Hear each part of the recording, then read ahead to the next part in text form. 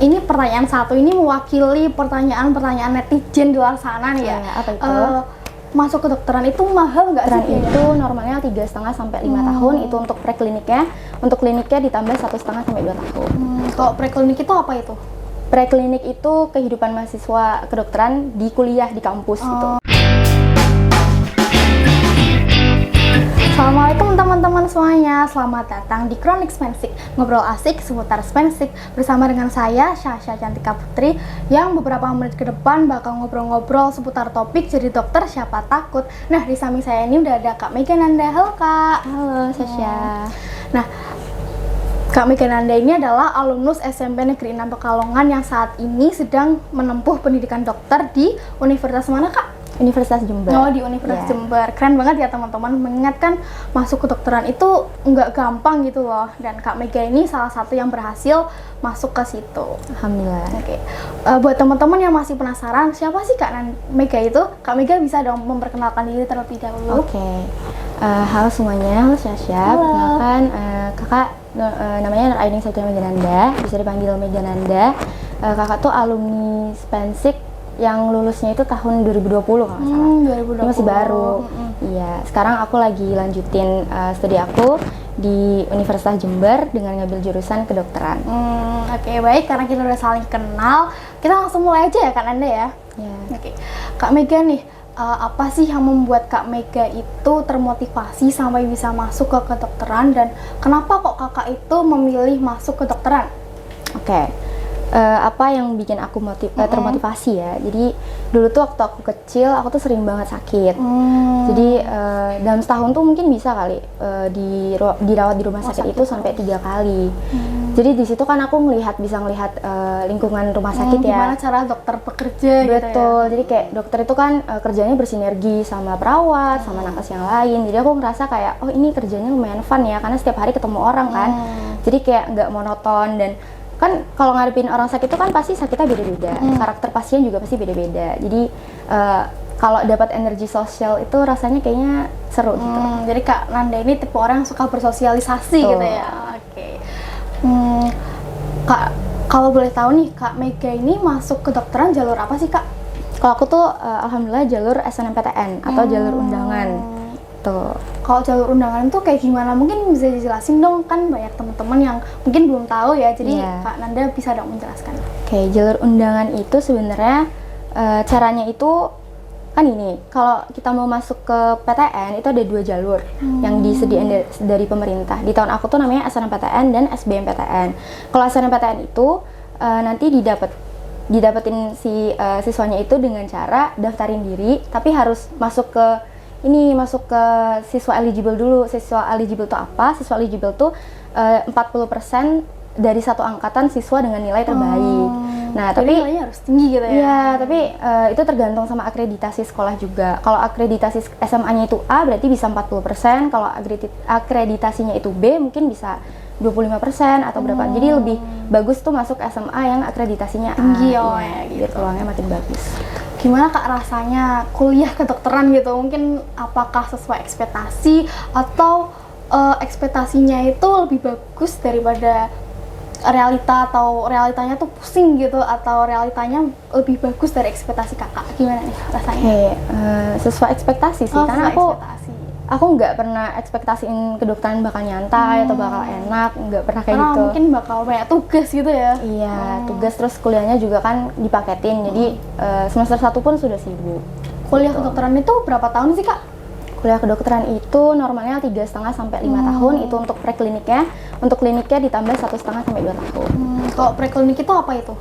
Preklinik itu kehidupan mahasiswa kedokteran di kuliah di kampus gitu. Nah, kalau klinik itu nanti di rumah sakit, istilahnya tuh koas. Koas gitu ya. Koas itu apa? Calon dokter gitu baru berarti? Iya, preklinik dan koas itu belum jadi dokter. Nanti setelah lulus koas baru dapat gelar dokter gitu. Jadi nanti latihan nanganin pasien dan sebagainya. Kak, ini pertanyaan satu ini mewakili pertanyaan-pertanyaan netizen di luar sana nih ya. Apa itu? Masuk kedokteran itu mahal nggak sih biayanya? Oke, sebenarnya tuh mahal atau enggak tuh tergantung ya. Kalau kamu masuknya gitu, kalau kamu masuknya itu universitas swasta otomatis akan mahal. Karena kan biaya semuanya kan ditanggung oleh si univnya, bukan pemerintah kan.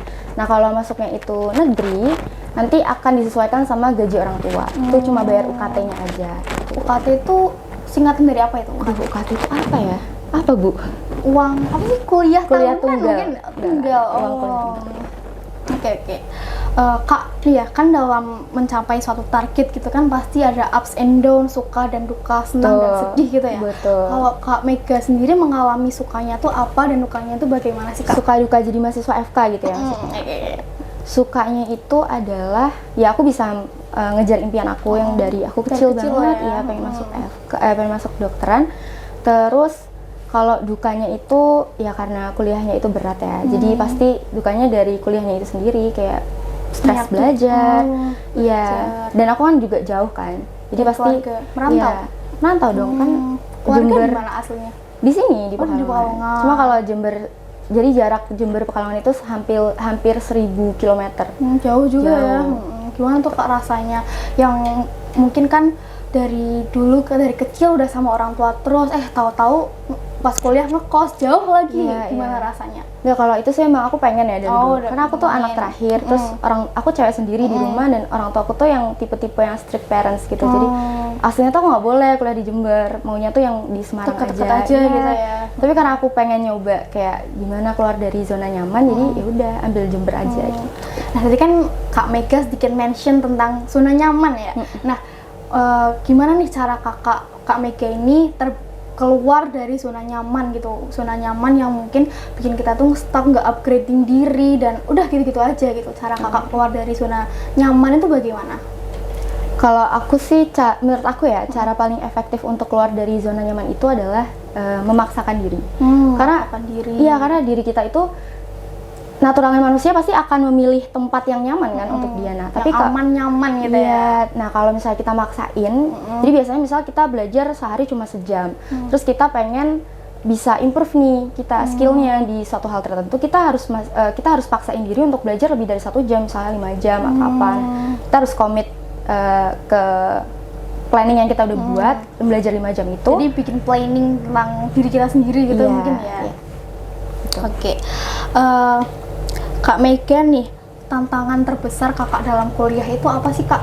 Mungkin Tantangan terbesar. ada kan, kadang ada aja kan orang yang julid kayak ngapain sih masuk kedokteran, kan mahal, sekolahnya lama lagi, buat apa coba. Kadang Kak Mega menghadapi hal kayak gitu nggak? Alhamdulillah sih Joni nggak pernah ya. Sejauh ini nggak pernah.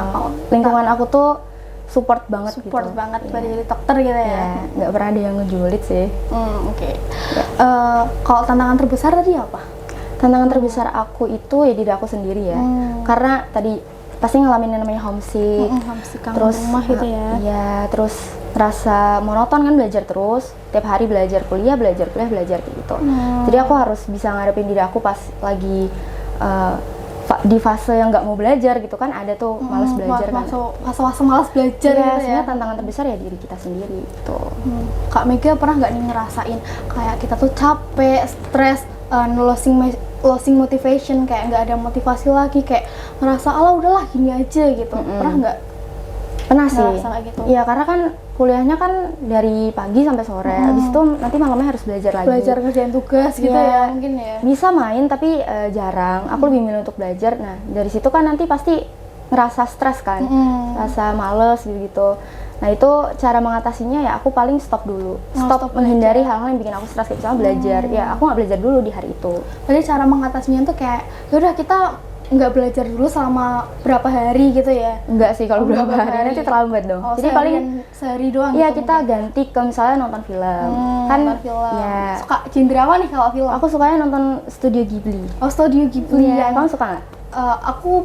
Aku tahu tapi nggak pernah nonton, jarang sih. Aku Nanti coba ditonton ya di sini ya. oke. Rekomendasi judulnya dong, apa judul? Aku paling filmnya suka itu? tuh ini Howl's Moving Castle sama Howl's Moving Spirited Castle. Away. Ya. Kalau aku lebih suka film-film Disney gitu sih. Jadi, Oh iya, oke. Kak Mega nih, cara lanjutin kata-kata ini ya Kak. Jangan jadi dokter kalau apa? Kalau Kalau kamu awak. oke, malas belajar. Oh, jangan malas belajar gitu ya. Ya, jangan jadi dokter kalau kamu malas belajar. Karena malas belajar itu salah satu hal yang harus kita hindari banget mungkin gitu ya. Karena Iya, kalau udah pengen jadi anak kedokteran tuh harus komit bahwa belajar seumur hidup kan. Iya, Nanti kedokteran sekolahnya lama ya. iya sekolahnya lama dan yang dipelajari juga banyak. Tuh. Aku juga pernah dengar mamahku itu bilang kalau orang pinter itu semakin tua itu semakin dipakai karena ilmunya itu semakin banyak gitu. Itu Betul. bener ya berarti Iya, ya, benar, karena benar. kuliah kedokteran itu lama dan seumur hidup belajar terus gitu Iya, ya. gitu. Nah, Kak Mega kan tadi udah mention Kak Mega itu belajar terus, hobinya belajar, dan kedokteran itu emang berkaitan tentang belajar-belajar gitu ya. Iya. Kak Mega boleh dong sharing gaya belajarnya kakak, tips-tips belajar kakak buat teman-teman yang nonton di rumah. Oke. Tips belajar ya. Kalau dulu, jadi tips belajar, gaya belajarku itu dari sekolah, zaman sekolah sama aku kuliah itu beda. Beda banget. Kalau sekolah itu aku lebih suka SKS. SKS, sistem buruk bubut semalam Iya, ya. buruk tapi menurut aku paling efektif. Jadi biasanya tuh aku kalau misal mau UTS atau UAS tuh setelah UTS atau UAS tuh biasa aku sakit. Karena aku nge-push banget ya. Setengah malam.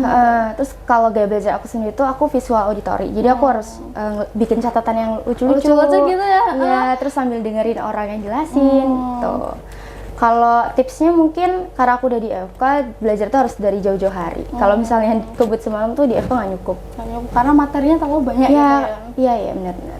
Kayak belajar kita sama sih. Aku tuh juga suka bikin notes lucu-lucu. Lucu-lucu, Iya ya, gitu, karena oke. itu membuat aku tuh kayak termotivasi dan semangat lagi gitu Benar, loh. benar. Nah, ini bisa dicontoh nih ya teman-teman ya. Iya. Gaya belajar dengan cara bikin notes yang lucu-lucu gitu. Mungkin bisa pakai brush pen, pakai bolpen warna-warni gitu ya. Nah, lettering gitu Iya, ya. lettering. Aku juga suka lettering itu. Oke.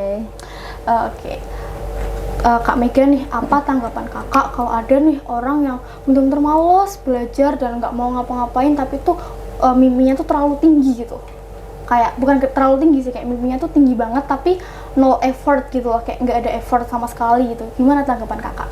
Waduh, itu gimana ya? Maksudnya kalau kita pengen suatu hal tuh kan usahanya harus sesuai juga sama apa yang kita pengenin. Ini aku juga ada nih satu tips mengejar impian ala aku pas aku terapin di SMP ya. Jadi dulu tuh pas aku di SMP, aku tuh udah dari kelas 7 kayak kamu, aku udah pengen masuk kedokteran. Dan aku udah tahu aku pengen masuk kedokteran itu di tahun kapan. Jadi aku tulis di sticky notes gitu, maba FKUI 2022. Karena aku dulu pengennya UI. Oh iya. Ya, terus aku tempel di mana gitu. Nanti tiap hari kan aku bisa lihat. Nah, tipsnya adalah dulu tuh aku sempet baca buku. Jadi ini tulisannya tuh berkesan banget buat aku. Di buku itu tuh ditulis bahwa kalau kita punya impian apapun, nggak harus pendidikan, itu dituliskan. Jadi kamu kan mungkin suka lettering gitu ya. Jadi bisa kamu bikin jurnal, terus nanti kamu My list goals gitu ya, ya. My setting goals dreams. ya Oh, udah iya. di set dulu dari kamu kecil.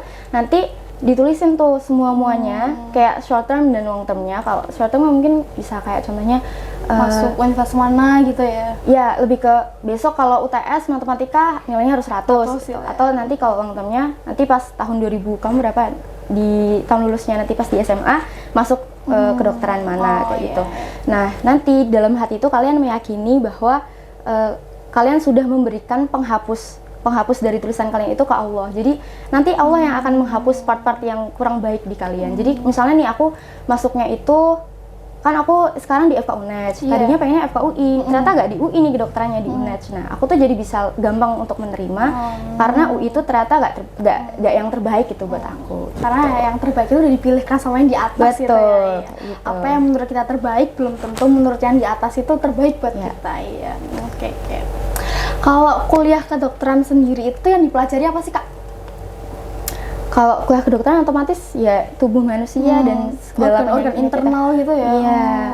Terus kan kalau Benar. dokter itu kan biasanya cuma kayak ini sakit gejalanya apa, kamu gejalanya apa, udah berapa hari gitu. Nah, itu tuh diajarin sendiri kok sih cara biar bisa langsung tahu dan mendiagnosa pasien itu sakit apa itu diajarin. Iya, diajarin semuanya deh. Jadi kan kita kuliahnya itu belajar tentang penyakit-penyakitnya, organ-organnya, sistemnya. Itu belajar tuh pakai nanti sistemnya sistem blok. Nanti kamu bakal tahu kalau udah masuk FK. Oke. Tapi di sisi lain kita juga diajari cara nangani pasien. Jadi nanti kalau ada pasien masuk kita harus ngomongin apa, kita harus bersikap kayak gimana sama pasien. Kan kadang ada pasien yang diem doang kan, ditanyain nggak mau. Ya. Ada pasien yang interaktif kayak gak usah ditanya juga dia udah sharing semuanya. Oke. Dari situ nanti kita abis di anamnesis, namanya anamnesis, ditanyain kayak sakitnya apa yang dirasain, keluhannya udah berapa lama kayak gitu. Habis itu nanti periksa fisik, baru nanti bisa didiagnosis dari situ. Oke, Kak Mega. Nah, Kak Mega ada pesan nggak nih buat teman-teman yang lagi nonton video ini, kayak mungkin apa deh, terserah kakak, pesan buat menggapai impian gitu buat teman-teman yang di rumah. Ya, mungkin aku bakal kasih ini ya, pesan ini. Jadi jangan takut untuk mengejar impian, jangan mikirin dulu nih, kamu ngerasa kayak tadi kan kedokteran mahal, stereotip tentang kedokteran kan udah banyak banget kan, yang harus pinter, harus belajar terus, iya, kuliahnya mahal, ya itu jangan dipikirin dulu, kan kalian masih SMP juga, kan, atau masih jalanin aja gitu ya, jalanin dulu, yang penting tadi bikin goalsnya itu ditulisin, kalian harus nulisin itu, terus percaya aja bahwa nanti yang akan terjadi di kalian di kehidupan setelahnya itu adalah yang terbaik dari Allah gitu. Jadi kita jangan harus takut melakukan yang terbaik dulu, Iya. hasilnya serahkan kepada yang di atas, Betul. gitu ya. Gitu Sasha. Ini teman-teman bisa mengambil hikmah banget nih dari perkataannya Kak Mega barusan, yang meaningful banget ya, berarti banget ya. Nih Kak Mega itu cara mengoptimalkan waktu belajar, bermain, mungkin kan sering nongkrong gitu ya sama teman-teman. Oke. Belajar, bermain, beribadah, dan lain-lain itu gimana cara kakak menyeimbangkan, mengoptimalkan waktu-waktu kakak buat itu semua, gimana? Oke, ini bicara soal time management ya. Time management tuh penting banget buat kita cari tahu ya caranya. Jadi yang pertama itu pasti kita pastiin prioritas utamanya itu apa. Kalau aku tuh prioritas pertamanya adalah kuliah. Jadi main tuh ya aku nantiin gitu. Kalau kuliahnya itu kuliah otomatis nggak boleh nggak boleh bolos kuliah. Lalu untuk belajarnya itu juga masuk ke prioritas utama. Jadi sehari itu aku belajar minimal tuh 5 jam. Kalau misalnya aku sudah mencapai target itu, aku bisa gunain ke yang lain, spend waktu aku ke yang lainnya. Jadi kayak kalau ini udah selesai, kita bisa ngapain lagi gitu ya. Terus mungkin kalau Sabtu minggunya sih itu aku tekanin untuk belajar, refreshing, cari hiburan sama teman atau nonton film gitu. Nah Kak Mega, nggak kerasa ya kita udah ngobrol-ngobrol cukup lama, dan sorry to say tapi kita udah berada di penghujung acara. Terima kasih ya buat teman-teman yang udah mau ikut kita ngobrol, udah mau dengerin kita sharing-sharing tips tentang seputar dunia kedokteran. Dan makasih juga buat Kak Mega udah mau hadir di Chronic Spensik ini. Teman-teman jangan lupa like, comment, and share video ini ya. Sampai jumpa di edisi podcast Chronic Spensik yang lainnya. Dadah semuanya. Saya Sasha Cantika Putri pamit undur diri.